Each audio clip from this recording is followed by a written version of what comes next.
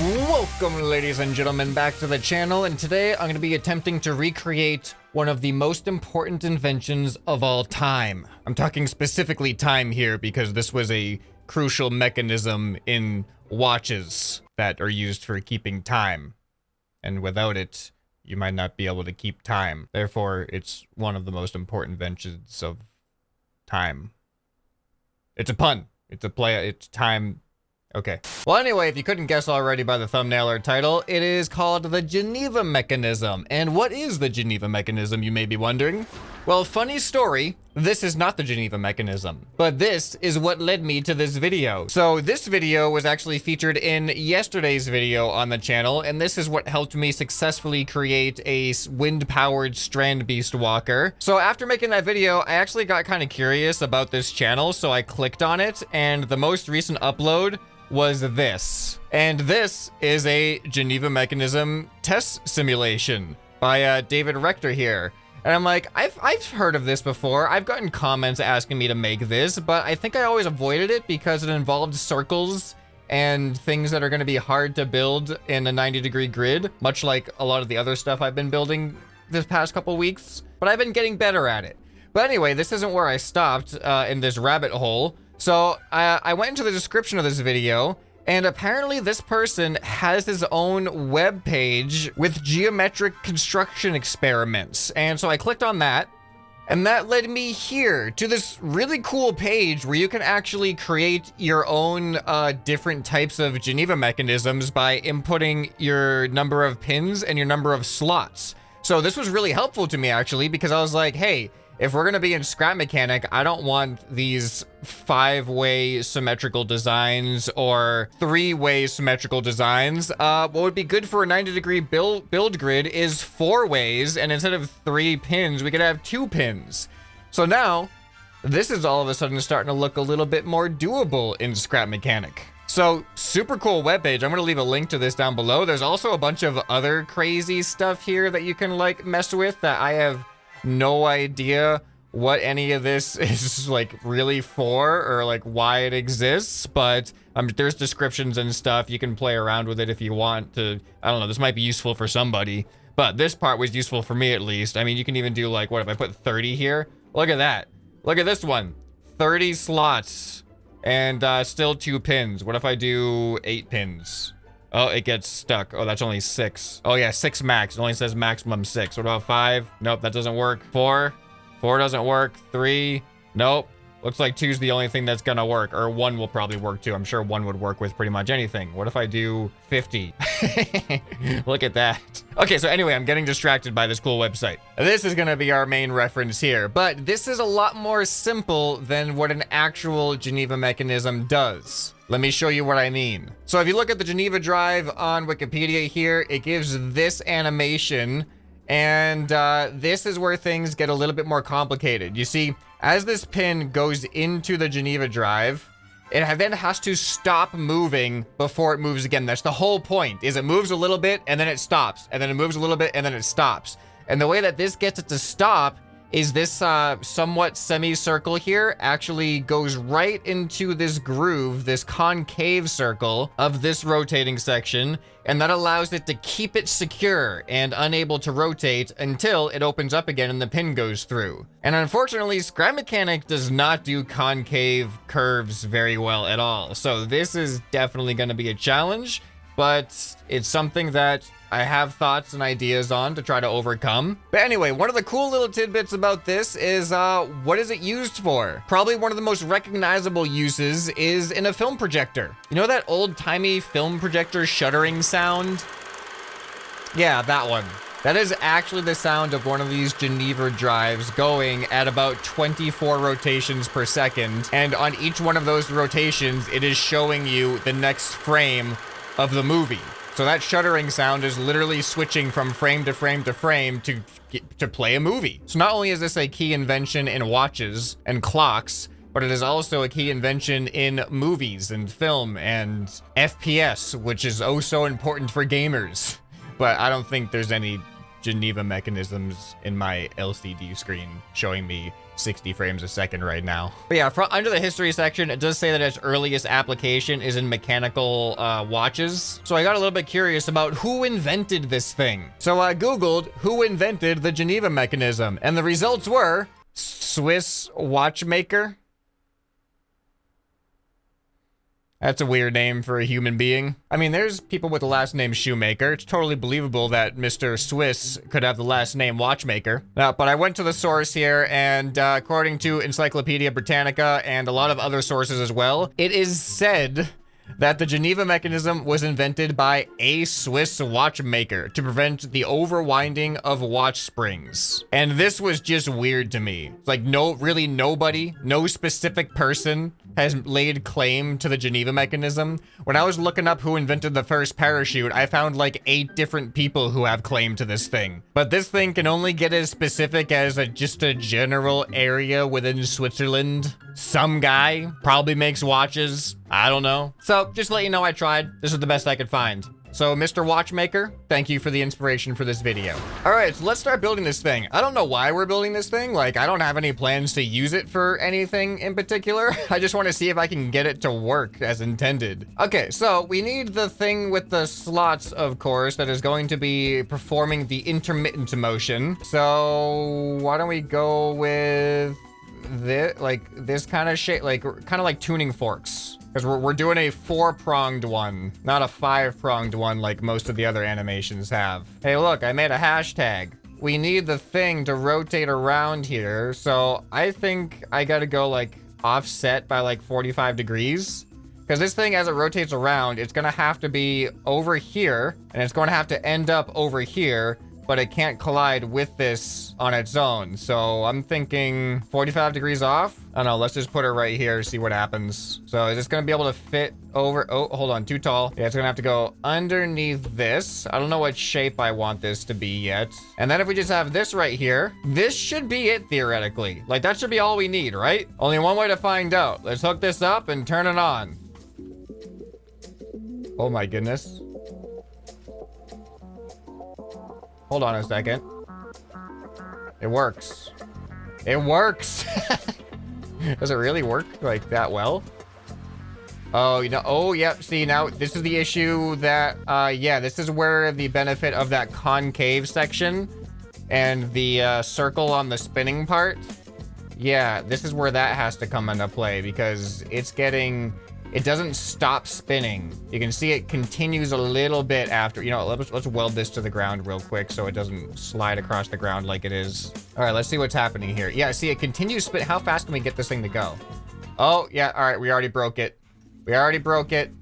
So yeah, that's the problem right now. I don't know how to solve this yet, but yeah, this is just completely broken right now. But yeah, there's nothing keeping this in the right spot in between this thing. All right, so now we gotta try to figure out how to get this to settle into its spot after this finishes going around. So let's expand this out some more. All right, there we go. I've expanded it out. I'm keeping this relatively slow. So if we watch what's going on here, as soon as it goes around, there needs to be, hold on.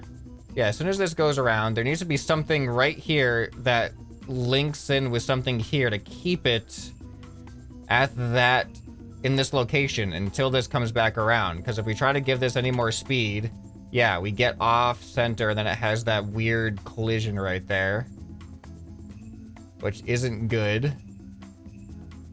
Okay, let's stop this for a minute. Okay, so the real issue that there's no way to make an actual curve. We're not going to have a concave curve in Scrap Mechanic that is going to meet these dimensions at all. But let's see what happens. You know what? Let's actually let's have some of these with and some of these without this. But then something needs to happen here that is going to keep this in that location. What if that's there? And that, and that. Is that even gonna work at all? I don't know if this is gonna work at all. Okay, here we go. We're coming around. See, now I have like a semicircle on this side. And then does it like, ooh, ooh, ooh, look at that. That actually does keep it. Oh, but like, yeah, that little gap there because it's not perfectly concave. But that's kind of promising. Here, let's look. Let's look at what's going on.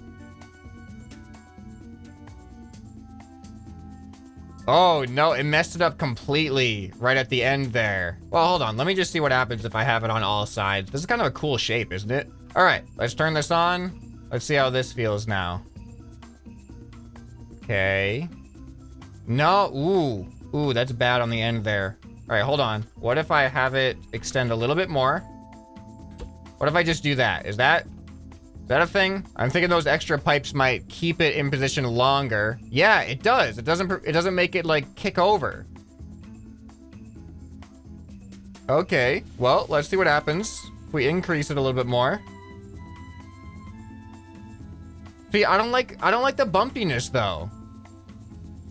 It keeps bumping it around, which is like, it's adding extra mechanical motion that shouldn't be there. Like the whole point of this is to turn, stop, not turn, stop and twitch, turn, stop and twitch. This doesn't feel right, but it's effective at least keeping it more stable. Like, oh wow, look at the speed we can get up to now. What? Look at this. I can't believe this is still work. That's a weird place to break. Okay, so I don't like this. This just does not fit very well with the mechanics of it, but I have another potential idea that it's not going to come from this. We're going to have a different part that is going to stabilize it in between rotations. And I'm thinking about like a ratcheting type system. So as this thing rotates, it's actually going to fight pressure from a suspension piece and then settle into like a groove somewhere underneath it, but it can't interfere with this at the same time. All right, so check it out. Underneath there's going to be a suspension piece like that, and then this is going to go up into a wedge piece like that. And then can I do this? Please let me do this. Oh, look at that. Perfect. That's attached to the top piece now. And then that can be right there. So now, is this gonna work? Here, let me paint this up so you can see the difference here. But yeah, this wedge should push against that wedge, which should compress the suspension, causing it to ratchet over. But that, well, let's see what happens. I don't know if this is complete yet. Oh, wrong way. Hold on, wrong way. This is a one direction. Now we can only rotate in one direction with this though. But I think, yeah, this is the direction. There we go. And then see? All right, so watch closely because now you can see in between each rotation, it kind of floats a little bit extra angle. But now when it comes back here, you can see it settles in, kind of. It goes back a little bit, and then it goes around, and it still goes forward a little bit. Okay, so it's proof of concept is working, but it's not quite there yet. I need there to be on this side. It needs to have a back side to it that is going to keep it, but it needs to be able to get over it from this side too. So that should do it. Okay, hold on. Here we go. So there we go. And now it should go over that and then into this slot, which then prevents it. Yeah, look how well it locks in there. That's so satisfying. Yeah, watch as it comes over. Here we go again. Ready? Just like that. It locks in there so well. Okay, so now I just need this on all four parts. So I'll go ahead and I'll put that there. Next one. There we go. Next. It's like an assembly line right now. There we go. So now I think I need that on all of these. Yep, there we go. Okay, next. There we go. You put that there. Okay, next. There we go. You put that there. And that should be radially symmetrical. And it should settle in there every single rotation. Look at this. Here, let me paint this. So this is all one part. This is so satisfying to see it just perfectly align in there with the wedge blocks.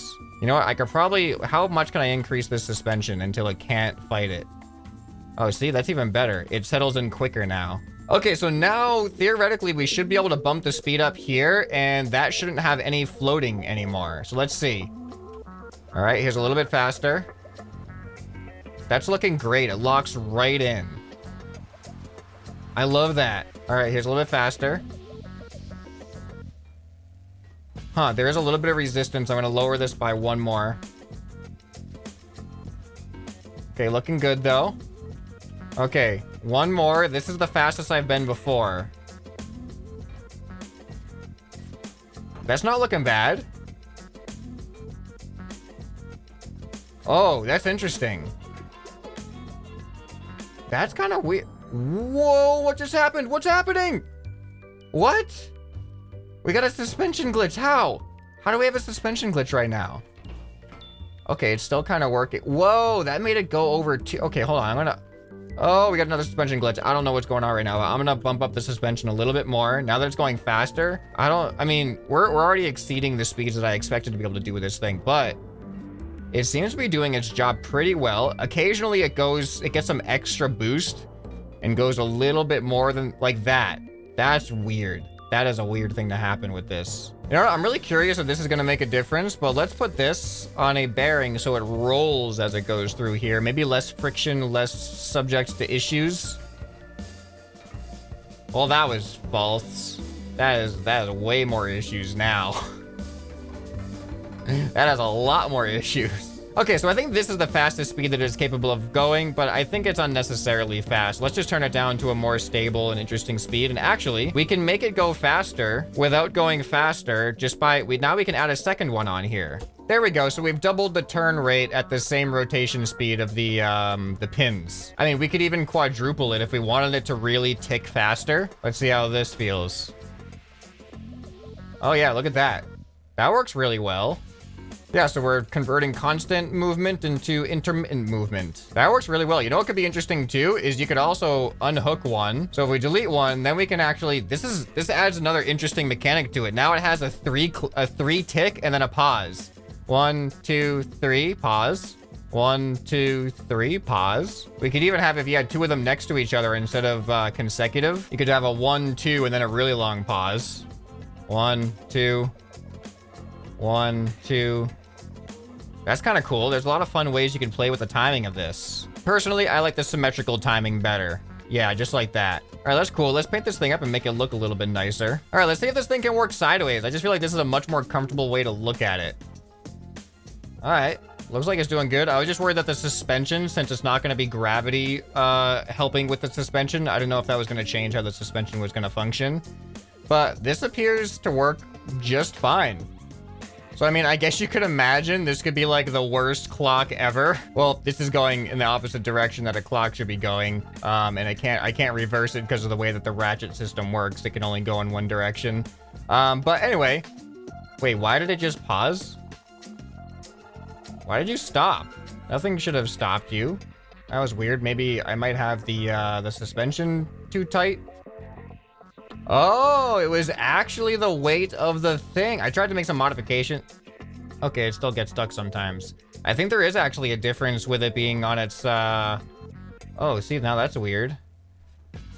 That is really weird. This is good old scrap mechanic physics being inconsistent. Is it going to be able to keep going now? I've lowered the suspension stiffness. I think there is actually a difference in scrap mechanic, at least, with it being on its side. Yeah, I think the force of gravity helping with the suspension being pushed down is making it more consistent when it's upright like this. So that's an interesting effect. But yeah, anyways, I was saying imagine a clock that just constantly ticks between every 15 minutes at regular intervals like this. I mean, you could have it go a lot slower too, obviously. But you know what? Despite the limitations of scrap mechanic, I think this was an overwhelming success. This thing works exactly like it's supposed to work. It's using a slightly different method to keep it stable and steady, using this ratchet system here. But if scrap mechanic's not going to give us concave curve capabilities, that was a lot of alliteration, wasn't it? Well, if scrap mechanic's not going to give us concave curve capabilities, then this is the workaround I'm going to have to deal with. So if you guys enjoyed this video of recreating real-life machines in video games, you'll probably enjoy some other videos of a similar nature that you can find right here on the end screen. Leave some suggestions for other stuff you'd love to see recreated in video games as well. Hope this video has earned your subscription. Anyway, this has been ScrapMan, and I'll see you next time. Bye.